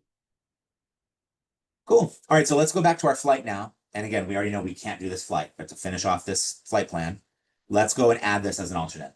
So I scroll back up to alternate. I can click on alternate. ForeFlight will also suggest some alternates to me. I found this to be hit or miss, with alternate suggestions. Yeah. Now look, this is just about fuel planning, right? This is just about fuel planning. To have enough gas to get there. If I need to go missed at Vegas, maybe the reason I need to go missed is because the airport's closed. Maybe there was an emergency and the airport's closed. I'm not making a secret blood oath with ATC that now I have to go to Bullhead, Laughlin Bullhead. I could still request, maybe I do just divert to Henderson or to North Las Vegas. Those are both perfectly fine airports. You can take an Uber to the Strip, right? But I have enough gas to get me all the way to Laughlin Bullhead. Look, it did. It did report. It's even showing me the showers in the vicinity. It has an RNAV approach. 8501 is the longest runway. I'm going to click that. I'm going to select my options. I'm going to look at routes. Yep, that looks, this route looks fine. We'll select that route. Cruise profile 5000. Add to route. Now, of course, we get errors because now with our alternate, it recalculated the fuel. And now we need 5 gallons to get to Laughlin Bullhead. Which route did you take to get to? The first one it recommended, let me see. ELD? Yeah, that sounds about right. Yeah. Yep. So now we can't do it.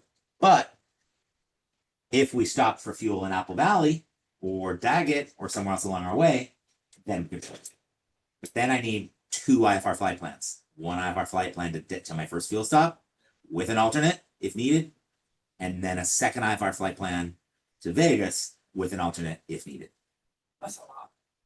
That's why ForeFlight is so helpful, right? Because if you're doing this with an E6B and a plotter, that's a day of work.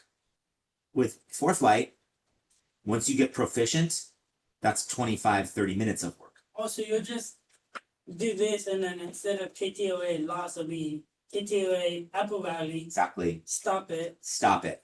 Do a Great. whole flight plan for that. Do all of this for that. Then a new flight, Apple Valley to Las Vegas, do the whole thing. Yeah. And for my instrument check ride, I did have to do that. I had to make a fuel stop. All right, well, first I flew to Jackie Cochran, then I flew to Oakland via a fuel stop. So it was actually 3 flight plans I had to make. For one to Thermal, one to Jackie Cochran, one from Jackie Cochran to Santa Barbara, because I needed gas, and then one from Santa Barbara to. But instrument, she let me do it at ForeFlight, right? This was not me up all night with an E6D. Yeah, private and commercial are the only ones you need a paper one. Yeah, well, I know that Sling will require paper ones for the final phase checks for both of those. And I've heard most, if not all, DPEs will require, certainly for private, everyone requires paper for private. For commercial, yeah, I had to roll in with a paper navlog for I'm gonna commercial. roll in with the sport flight. He's gonna take off the battery. Yeah, and he's Oh, gonna be now like, we- thanks for your $1,500, I'm keeping that, and you're gonna need to try again. Yeah.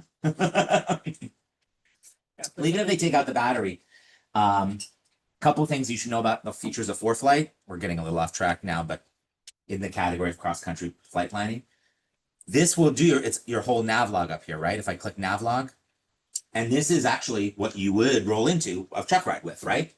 All your fuel stuff. This even checks for rain, right? If there's any rain outages for you along the way predicted.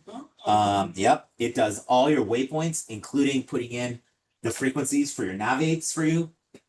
It calculates your top of climb for you. It calculates your top of descent for you. It even puts in here that you can only get in, you'll only be able to tune in this up to flight level 73073, I think. All of your data, plus then your navlog to your alternate. With all the same stuff.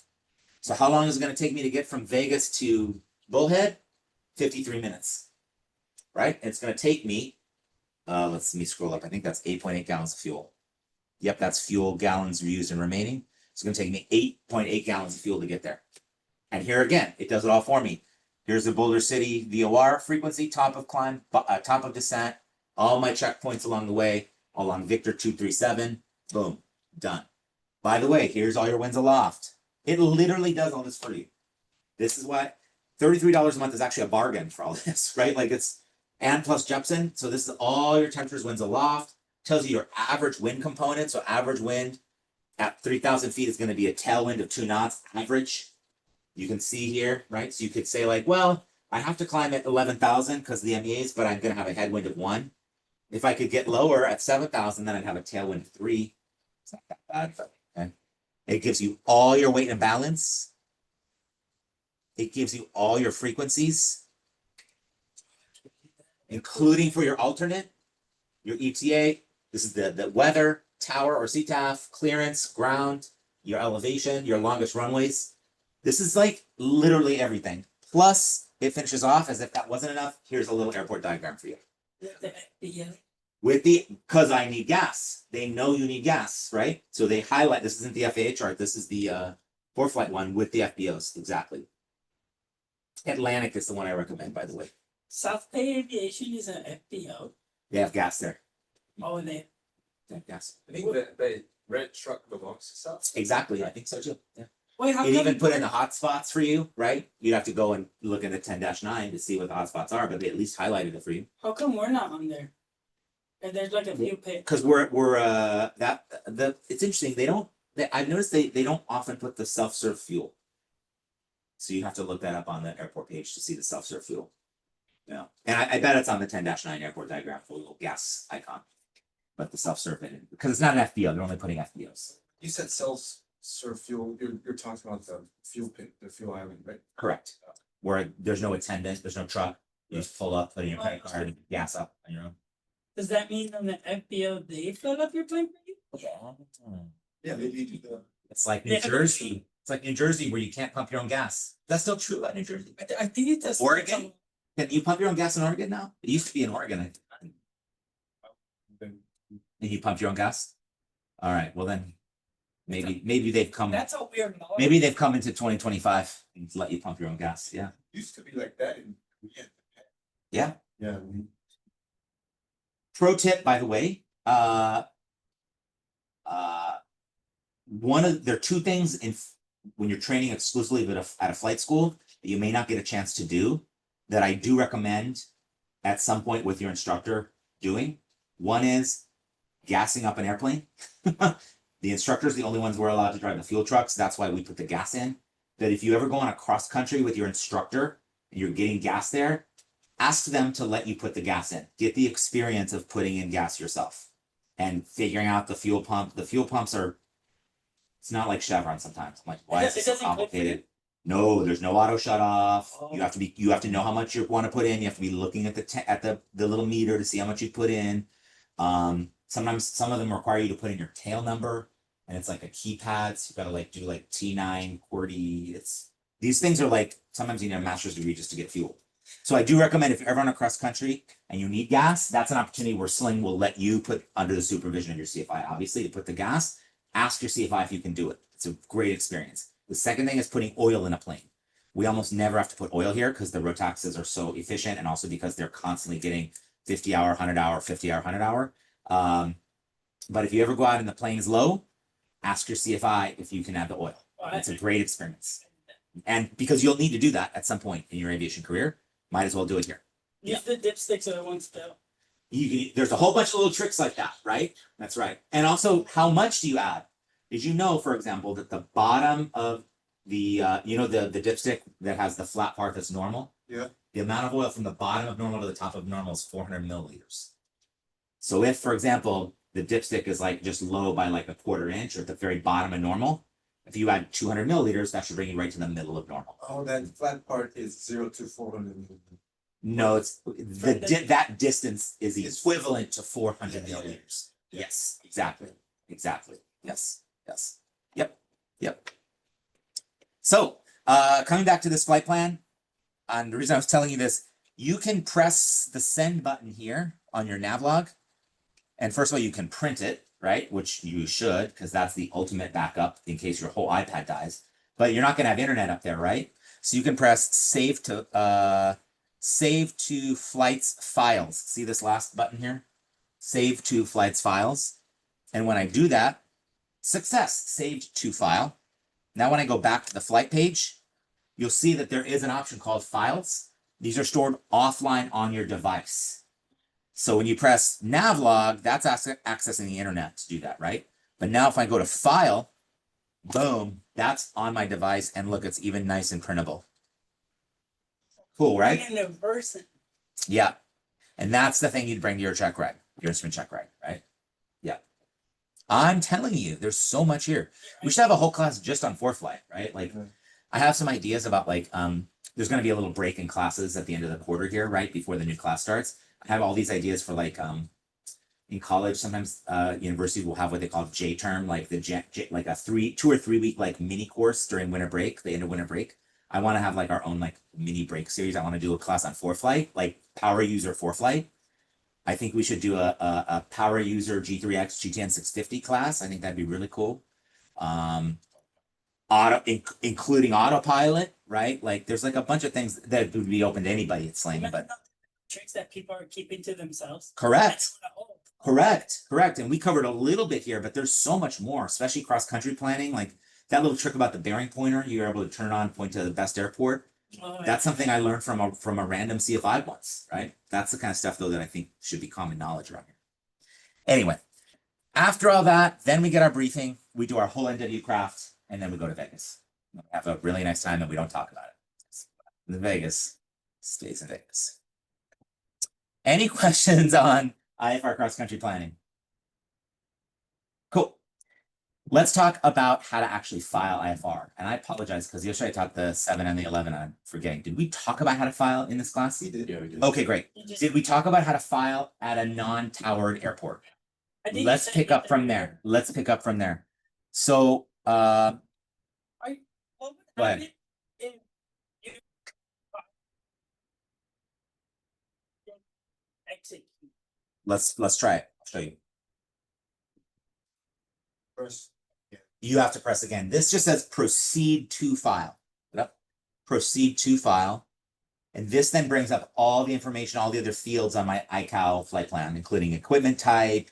It filled in my true airspeed for me. All the blue fields I can edit if I need to. Type of aircraft, all that jazz. I need to put the fuel on board. This is the only got you, right? Fuel is not gallons, it's time. It's endurance, they call it. So how many hours and minutes of fuel are you bringing with you? It knows, it calculated that for you based on your performance profile and your weight and balance, how many gallons of fuel you have. That's how it did it for you. Et cetera, et cetera. And then at the bottom, you do need to put in your name, contact information, and your license. Your instructor has to file it for you until you're rated. But once you're rated, file to your heart's content. Then once I press file, that's when ForeFlight transmits it to ATC, and ATC goes, sounds good. And then it prints a strip up in the Torrance Tower. And when I call ground for my clearance, whoever's doing that will pick it up and read my clearance. Or it's like, nope, we want to send you on a different route. Boop, boop, boop, prints out on a strip. And when I call Torrance Tower, it's ready for me. This is why you're supposed to file 30 minutes before your estimated time of departure, so that it gives ATC time to figure out if the route you requested is the route they want you to take. So I was just gonna ask them, when do we file? At least 30 minutes before your estimated time of departure. That way, it just, I think practically these days, it's almost instantaneous. I think it's mostly done by computers. I don't even know if there is a human intervening in the flight plan creation. But it gives time for that to happen, if there's. If they don't want you to go. You would receive an email back. So ForeFlight will then send you 2 emails. The first email saying, we filed for you. Here's the route you filed. The second email will say, your flight plan has been accepted, and here's what we expect your clearance to be. If that email says, we filed for you, and here's what we expect your clearance to be, and it says denied, then when you call ground, you're going to have a conversation with them about what happened. Yeah. I don't think that happens very often. There was somebody in my flight club who that just happened to him. And I was like, well, what happened when you called ground then? Like, what happened? He's like, I don't know. I took it as a sign not to fly that day. So I was like, oh, we missed the opportunity to find out. But also, I kind of agree with him. If ATC is like, don't go, like,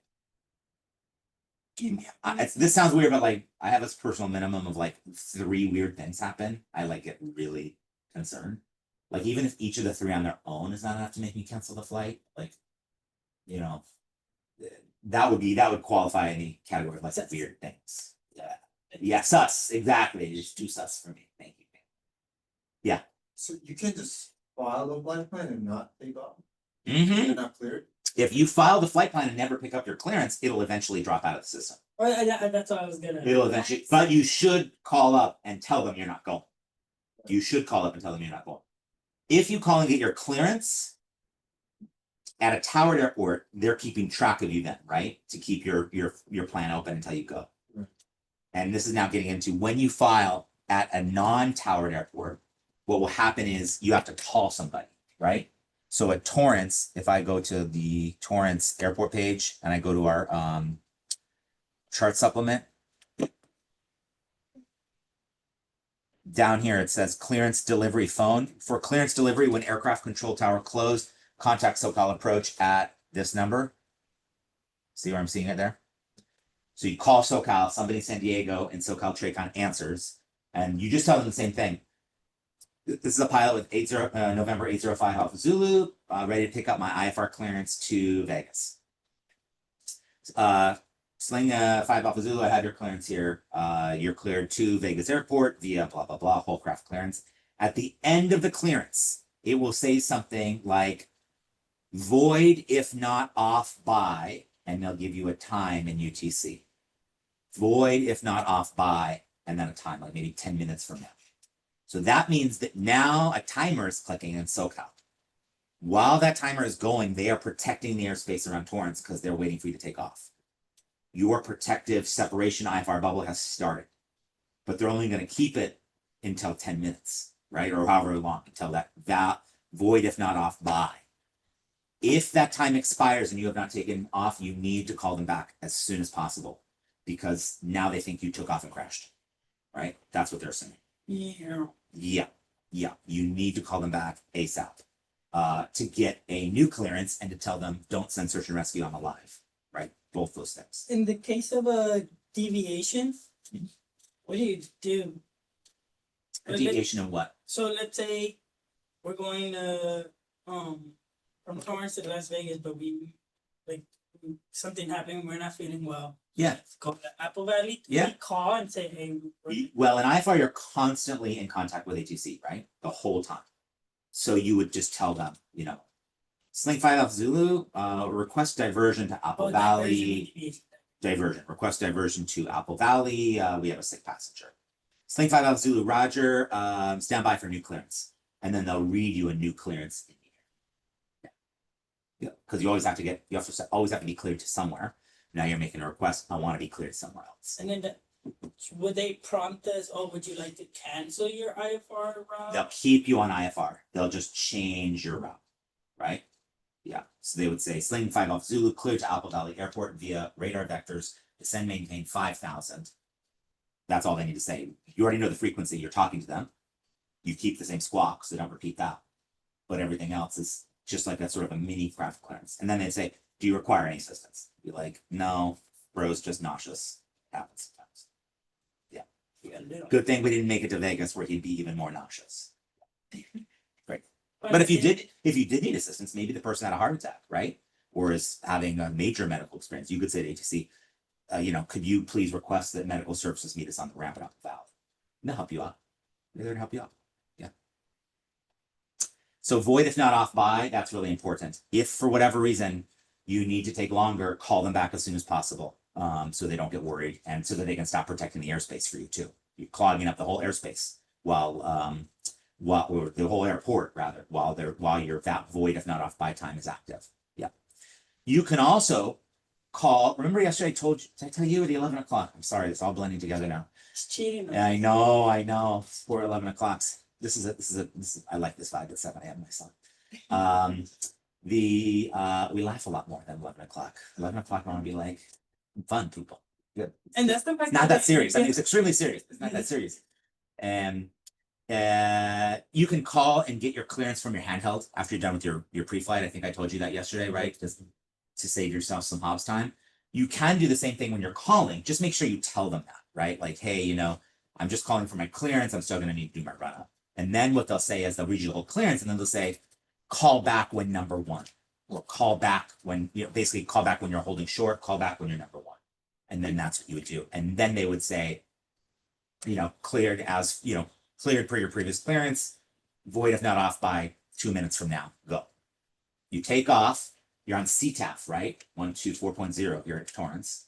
You're making your calls. You must call you must call TRACON before you enter controlled airspace. That's the deal. You must call, you're on an IFR flight plan, you need to be in touch with ATC when you're in controlled airspace. When the ATC tower here is closed, where does controlled airspace begin for Torrance? This is a private pilot with you. When the control tower is closed, where does controlled airspace start at Torrance? At Echo. Yeah, I'm asking at what altitude? 2004. No, 2004. Should say. I don't think so. I don't think so. 2002. So first of all, we look at the airspace, right? Class Delta, it's in service from this time to this time. Do not correct for daylight savings. All other times class Golf. So class Golf is uncontrolled. Where would Echo start? 700 AGL, right? Flaps up, maps up, call SoCal, right? That would be the procedure. Yeah, that would be the procedure. Call SoCal before you reach 700 AGL. Yeah. If you talk to SoCal with that phone number, Uh-huh. you're using your phone, right? Mhm. But do you talk like a pilot? You still talk like a pilot. Okay. You still talk like a pilot. Like they're going to answer. I have never actually done this personally, but I'm assuming they're going to answer with something like SoCal approach, just like they would on the radio, right? And then you have to like, Hit the mute button. Yeah, that's right.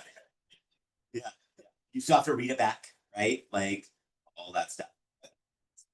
Yeah. Like, hi from me and my instructor. Yeah. And then they're like, don't worry, you're on speaker here too. My supervisor's listening, and yep, all of that. Cool. So that's the untowered field. Now let's go on the other end. How do you close your IFR flight plan? At a towered airport, they close it for you. No further action required. But if I'm going to Apple Valley, that's untowered, and I need to close my flight plan, there are 2, maybe 3 ways to do it. 1, call back up approach or center. Sometimes they can hear you from the ground, right? In which case, call back up after you've landed, you've talked on CTAF, you switch back to center. LA Center sling 805 Alpha Zulu on the ground at Apple Valley, cancel IFR. Sling 5 Alpha Zulu, LA Center, IFR cancellation received, have a nice night. Thank you, 5 Alpha Zulu. That's it. You can call them on the phone, that same phone number, or whatever phone number is in the chart supplement for that airport. I think you can also call flight service, but let's see, does it say that in the slides somewhere? I think in the written it says either the yes. You can call flight service? Yeah. Okay, or okay. the center. Got it. but Do this as soon as possible, because again, just like they were protecting the space for you when you were giving your valid intel time, they're also protecting the airspace for you around that non-towered field until they hear you're on the ground, until you cancel IFR. I went to Bermuda Dunes once. I never been to Jackie Cochran. I talked about Jackie Cochran so much. I really got to go and get some first-hand experience. Anybody been there yet?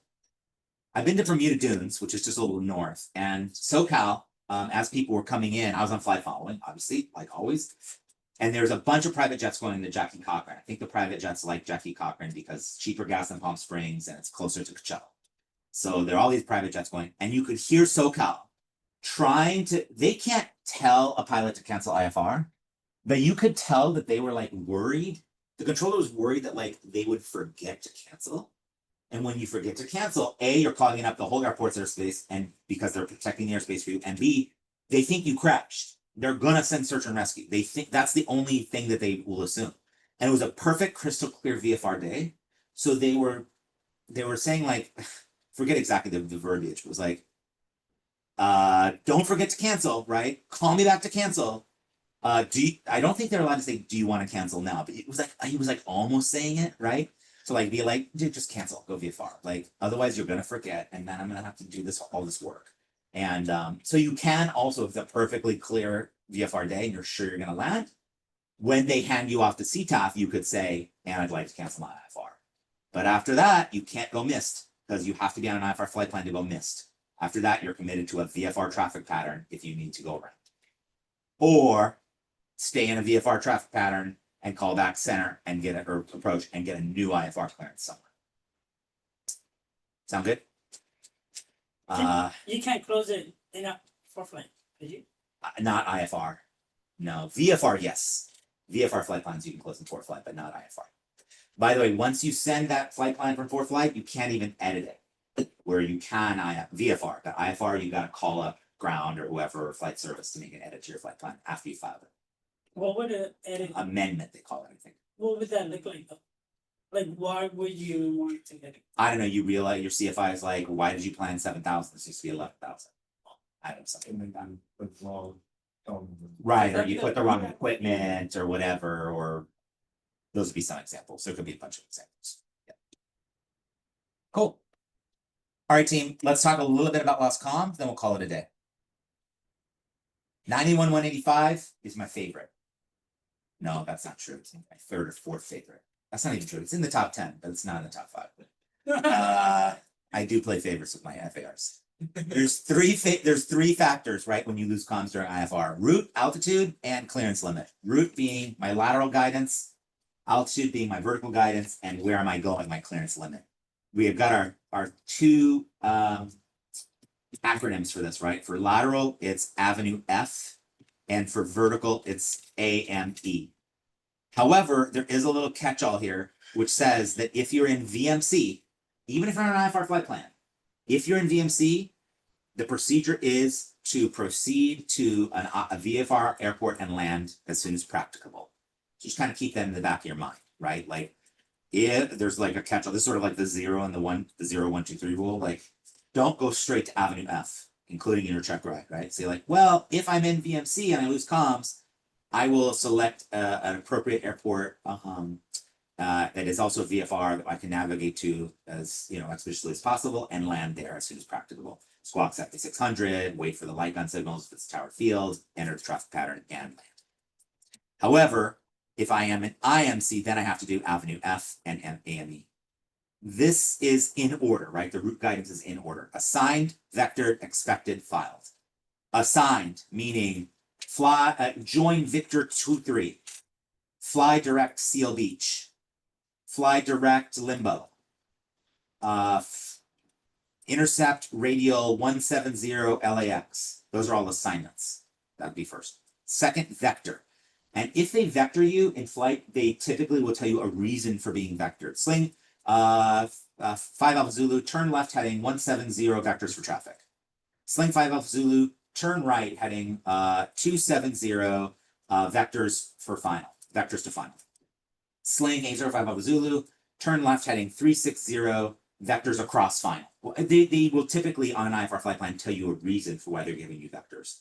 That's helpful because if you lose comms while you're being vectored, you at least kind of can use your pilot brain to figure out, all right, I was being vectored for traffic. So let me see if I can find the traffic maybe on my traffic screen on my G3X or my GTN 650. That's vectored. Expected. When we get our craft clearance, we're told to expect, we can be told to expect things, but we can also be told to expect things in the air. Sling 5 Alpha Zulu, expect the ILS runway 6 Sanford, Indiana. Sling 5 Alpha Zulu, expect return to your route in 5 minutes. Sling 5 Alpha Zulu, expect direct Seal Beach in 1 mile. Right, that would be expect. And then filed is whatever you put in your flight time. Any questions on Avenue F? Cool. MEA. This one is the highest of. Interesting. They put this in not the same. AME. Interesting. Okay. Well, it doesn't matter because it's the highest of. A, assigned. Sling 5 Alpha Zulu. Climb and maintain 5,000. That's assigned. Minimum instrument altitude. I think the reg calls it minimum IFR altitude. Same difference. This is not the same as MEA, right? And I think maybe that's why the slide didn't use a different acronym here to avoid that confusion. Do not be confused. Minimum IFR altitude is not the same as minimum en route altitude. It means the minimum safe altitude for where you are. If you're on a Victor Airway, it could be your MEA, could also be your MOCA, right? Something's going to keep me safe and out of obstacles. If I'm off route, it's either my OROCA, off-route obstacle clearance altitude, or if I'm in the vicinity of an airport with an approach, my MSA. We've got that little circle in the top right of my approach plate. with a minimum safe altitude, that also counts as a minimum IFR altitude. Or lastly, expected. This is why in our clearances, we're also often being told to expect, right? Climb, maintain 3,000, expect 5,000 in 10 minutes. And that's why we start a timer when we take off, because if we lose comms, we need to climb to 5,000 after 10 minutes have elapsed. Any questions on altitude? I think Go ahead. it would be, because I think it was week 5 last. Yeah. Remember you gave us that really weird idea? Scenario? Yes. If you put it like that, okay, highest, well, whatever. Yeah. Sure. Or like follow. Sure. Yeah, but the practical example would enhance our comprehension of this. Maybe we'll do one tomorrow. Okay. Can you remind me? We'll do one tomorrow. Yeah. We're And at we're, lunchtime. we're for sure doing one next week, right? For sure. Yeah. Yeah, the truth is, like, the regs are so clean and neat when you're looking at the FAR AM and you've got your book in front of you and the protected environment of a DPE room. And then you get out on the world and you got to do pilot shit, right? Because, oh crap, the Oroka is higher than my service ceiling. What am I going to do? I can't comply with 91.5. I still have a responsibility in 91.3 DPIC to do things to keep the flight safe. It says I can deviate from any rule I need to in order to keep the flight safe. It's 91.3. Is that 91.3? So what am I actually going to do? Yeah, responsibility and authority. You have to keep the operation of the aircraft safe. That's up to you. And if you need to, if you have an emergency, you can deviate from any rule in order to keep the flight safe. 91.3. So that's good. That's really good to keep in mind. There's also 91.13, which is don't be a dick about it or we'll come for your cert. If you're careless or reckless, you can't 91.3 us unless it was a real emergency, right? We will still come for your cert. Yeah. Cool. It's like a checkup power. Exactly. That's right. You can't just be like, it was an emergency. And the emergency was that I felt the need to get there faster. So I turned off my radio and declared an emergency. That's careless and reckless. So, with a handheld radio, Mhm. if you were to lose your comms mid-flight and you go via your handheld radio, Yeah. can you do the whole flight on your radio? I would If not you- recommend it. You could, If but the battery, like, this handheld that I carry with me, it doesn't have that much range. It has a much smaller range than the aircraft, the radio in the aircraft, because it just has less power, right? I don't know what the output wattage is on our plane, but it's for sure higher than the 6 AA batteries, even when they're fresh, that this radio can do. So this is just as a stopgap to get me down on the ground, more chill. It's not designed for continuous flight. So I would still be squawking 7600 and getting down, even if I could hear it a little bit. Might have to even relay through another plane, right? Another plane might receive this, but the SoCal transmitter site is too far away and it's just reach it. It's better than nothing. Definitely better than nothing. Also pays for itself in 1 IFR clearance at San Bernardino instead of running the engine for 0.2 hops, waiting for the guy to be done having a break in traffic through your clearance. I What's used up? to do it for my my cross countries. Also, you can get them used, right? You can get a used one on eBay. I do recommend if you're in the market for one, get one that has the headset jack. So you can just plug your headset right into the top. Not all of them have that. Some of them need a dongle. That to me is just too complicated. Like if I'm in the air, I need my noise cancellation. I need that voice right away. So I just recommend considering getting one that has the your headset jack. Plug right into. It's nice. All right, now let's talk about clearance limit. Usually your clearance limit will be at the airport, almost always, but sometimes it'll be cleared to Seal Beach VOR, cleared to Limbo intersection. It could be that. Sometimes you'll be given an expect further clearance time if you're, say, in a hold. So here's going to be a whole series of slides about how to proceed in case of lost comms while you're in IFR. I want to do this justice, so why don't we pick up here tomorrow about this last part of 91.185 rather than try to rush through it in 5 minutes. And then we'll also do the quiz tomorrow, and we'll start our review We'll start with a review of approaches. I also want to do the TAA approaches tomorrow, which we didn't get a chance to do, and then we'll open it up to questions and scenarios. And then next week will be review for all of IFR. No, can you believe? And then 3 And then- weeks off, right? And then it's like something like 3 weeks off. Yeah. Until the You next will week. not see me till noon each day of those 3 weeks. Yeah, will it possible for maybe, maybe not tomorrow? Yeah. But possibly next week that we can actually shoot on approach and the babysitter? That would be awesome. That's a great suggestion. Why don't I reserve the baby sim for one of the days next week? It's a great idea. Okay, yeah, if we have the time. Somebody will have to be the videographer for our Zoom friends like Jacob was last time. But that's a great I'm idea. trying to bring my track. I'll reserve that. Well, depending, maybe we even do that tomorrow. Yeah, for on approaches week. Days ago? Yeah. For the Catalina approach, you told us in the class that it's, you know, one of the. Deceptively, I find it deceptively hard.